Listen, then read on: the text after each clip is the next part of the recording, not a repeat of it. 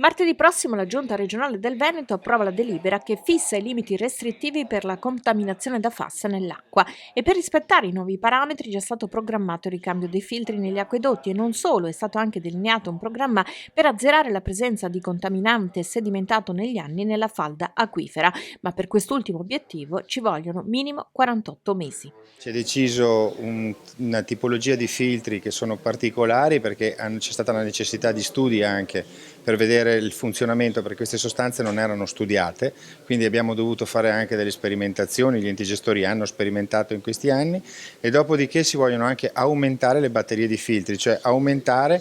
la massa filtrante di ogni acquedotto. In pochi giorni l'acqua della zona rossa dovrebbe arrivare ad essere potabile con una presenza di FOA sotto i 40 nanogrammi. Stiamo parlando di nanogrammi e il nostro intendimento è raggiungere subito i 90 nanogrammi in tutto il Veneto, unica regione chiaramente in Italia ma poche al mondo, e per la zona rossa stiamo sperimentando tutto per restare sotto i 40 nanogrammi e anche questa contiamo di già lunedì con gli enti gestori organizzarci per raggiungere questi obiettivi nel più stretto tempo possibile. Per uno zero assoluto bisogna attendere i nuovi acquedotti, massimo 4 anni, però procedure più rapide se avete un potere commissariale.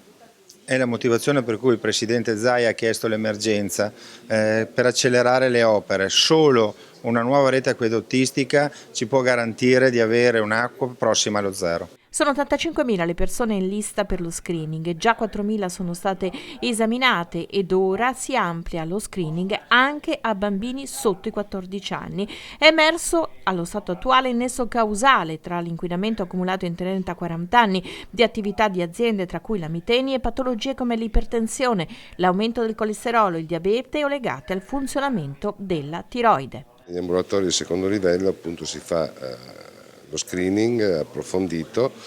e eventualmente si interviene con la plasmaferesi, che non è altro,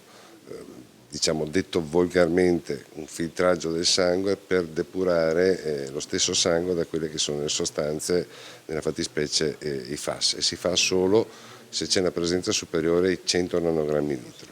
Qui sono arrivate le mamme dei bambini con il sangue contaminato, chiedevano delle autobotti, chiedevano dell'acqua pulita, qual è la risposta? Ma ne ha parlato il dottor Dell'Acqua, prima è stato chiarissimo, noi preferiamo intervenire con filtri sempre più potenti per abbassare sempre di più, tendendo allo zero virtuale, quella che è la presenza di FAS negli acquedotti. Attendiamo con fiducia che arrivino questi soldi perché vogliamo gestirli nel più breve tempo possibile. Ecco perché abbiamo chiesto il potere commissariali. Allo stato attuale non abbiamo, che io sappia, ancora avuto risposta dal Presidente del Consiglio dei Ministri. Intanto però avete speso qualcosa tra interventi ambientali e sanitari, come 14 milioni di euro più o meno?